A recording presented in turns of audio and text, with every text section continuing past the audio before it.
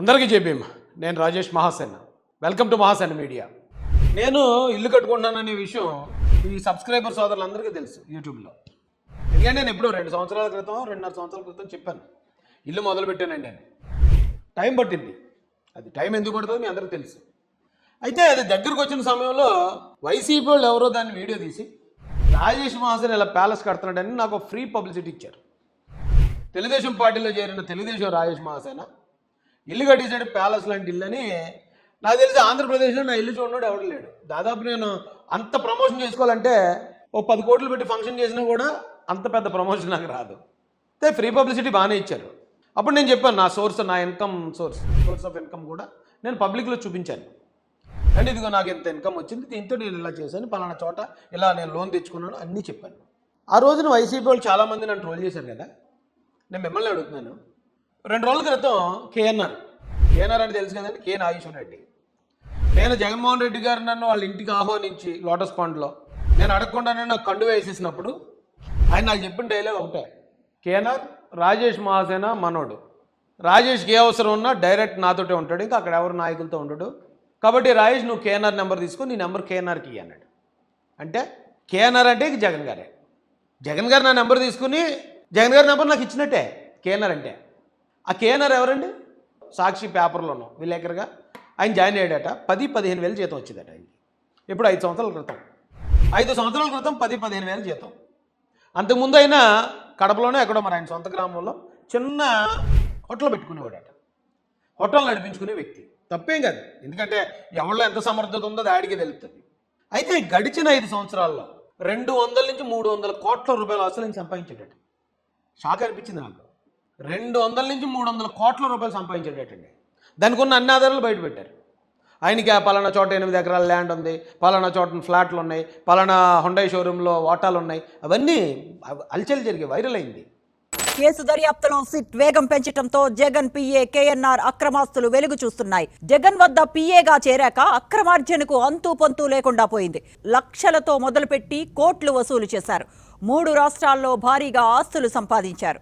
ఆయన ఆస్తుల చిట్టా చూసి అధికారులే అవాక్కయ్యారు. విజయవాడలో రామవరప్పాడులో లక్కీ హుండై కార్ల షోరూంలో దౌర్జన్యంగా కేఎన్ఆర్ వాటా తీసుకున్నట్లు తెలుస్తోంది. ఇక 2019లో జగన్ సీఎం అయ్యాక 2024 వరకు రాష్ట్రంలోని పలు ప్రాంతాలలో కేఎన్ఆర్ సెటిల్మెంట్లు చేశారు. 100 కోట్ల ఆస్తులు విశాఖపట్నం విమానాశ్రయం నుంచి తిరుపతి ఎయిర్పోర్ట్ వరకు ఎకరాలకు ఎకరాలు భూములు సెటిల్మెంట్ ద్వారా సంపాదించినట్లు సిట్కు ఆధారాలు లభించినట్లు తెలిసింది. 100 కోట్ల ఆస్తుల వివరాలు సిట్ ఆయన ముందుంచటంతో అవన్నీ లిక్కర్ ముడుపుల నుంచి కొనుగోలు చేసినవి కాదంటూ అసలు గుట్టు బయటపెట్టినట్లు తెలిసింది. ఈ వివరాలన్నీ ఇప్పటికే సిట్ అధికారుల నుంచి తీసుకున్న ఎన్ఫోర్స్మెంట్ డైరెక్టరేట్ త్వరలోనే జగన్ పిఏను ప్రశ్నించి ఉచ్చు బిగించే అవకాశం ఉంది. 200-300 కోట్ల రూపాయలు. ఇప్పుడు నన్ను ట్రోల్ చేసిన వాళ్ళు ఎవరైతే నాకు కష్టార్జితంతో కట్టుకుంటే నన్ను అంత ట్రోల్ చేశారు. మీరు ఇదే వైసీపీలో ఉన్న మీరు గుండెల మీద చేతులు వేసుకుని ఈ ప్రశ్న మీ మైండ్కి ఇవ్వండి, మీ మైండ్ మీకు ఆన్సర్ ఇస్తుంది. ఒక్క కేఎన్ఆర్ఏ 300 కోట్లు సంపాదించాడంటే జగన్మోహన్ రెడ్డి గారు ఎంత సంపాదించుంటారు? అక్రమాస్తుంది అంతా.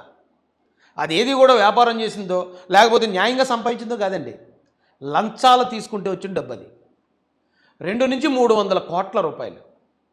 ఇది 15,000 జీతగాడికి. నాకు నెలకు 5-6 లక్షలు వచ్చేది ప్రతిపక్షంలో. నెలకు 5-6 లక్షలు సంపాదించే నేను ఇల్లు కట్టుకుంటే దాన్ని అంత బదనాం చేసి, బాధాకరమైన విషయం ఏంటంటే అండి, ఇంటి ఓపెనింగ్ కూడా నేను నా భార్య నా 2 పిల్లలు 4 వస్తాం అంతే. ఎందుకు మళ్ళీ గ్రాండ్గా బంధువుల్ని వీళ్ళని పిలిచి నాకు తెలిసిన నాయకులందరినీ పిలిచి చాలా ఆనందంగా జరుపుకుందాం. ఎందుకంటే ఇల్లు లైఫ్లో ఒకసారి కడతాడు నాలంటాడు. అదొక సెంటిమెంటు, అది చాలా ఎమోషనల్గా కనెక్ట్ అయ్యే విషయం అది. మా అమ్మ నాన్న కూడా చనిపోయారు. నేను ఈ ఇంట్లోకి వచ్చేటప్పుడు కూడా నేను చాలా బాధపడి వచ్చాను నేను. సరే వీళ్ళందరినీ పిలిచి గ్రాండ్గా అంగరంగ వైభవం చేసుకుందాం నాకున్నంతలో.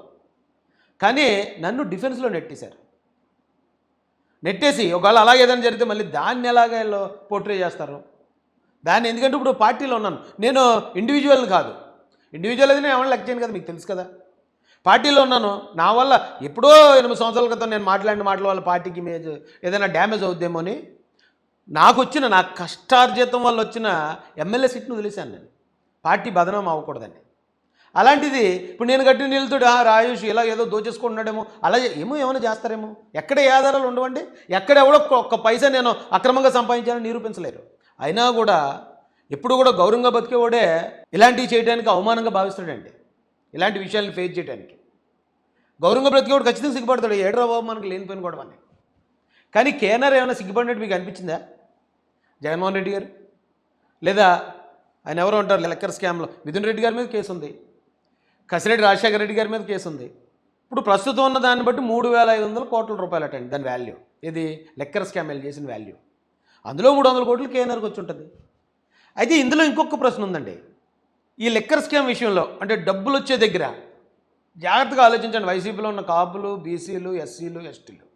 ఎందుకంటే మీరే ఎక్కువ గుడ్డలు చింపుకుంటారు, మీరే రోడ్ల మీద పడి బేరబేరమని అరుచుకుంటారు.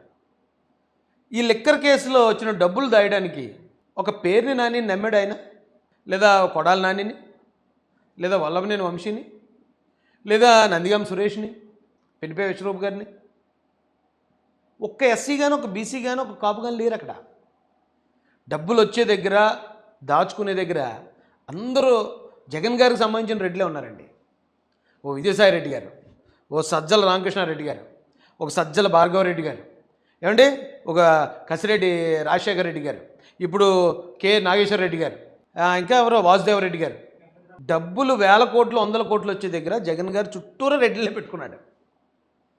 కానీ ఎవరన్నా బూతులు తిట్టాల్సిన దగ్గర, లేదా కత్తులు పట్టుకుని ఆ పొట్టేళ్ళని నరికి ఆ రక్తం అంతా ఒంటి మీద వేసుకుని ఆ నరమాంస భక్షకుల్లా తిరిగే దగ్గర ఎవరుంటారు? డబ్బులు దాయాల్సిన దగ్గర ఎవరున్నారు? ఆలోచించండి. ఈ ప్రశ్నలకి మీ బుర్రలే చెప్తే ఆన్సర్ మీకు. జగన్మోహన్ రెడ్డి గారు ఎవరికి వాల్యూ ఇస్తున్నారు, ఎవరితో ఏ పనులు చేయించుకుంటున్నారండి.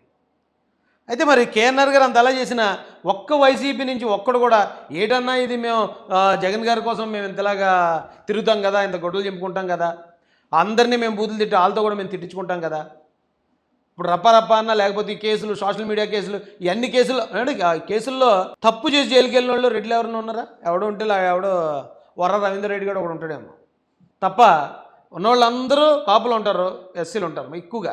ఎస్సీలు ముఖ్యంగా మళ్ళీ నా జాతోళ్ళు ఉంటారు, మాలోళ్ళు.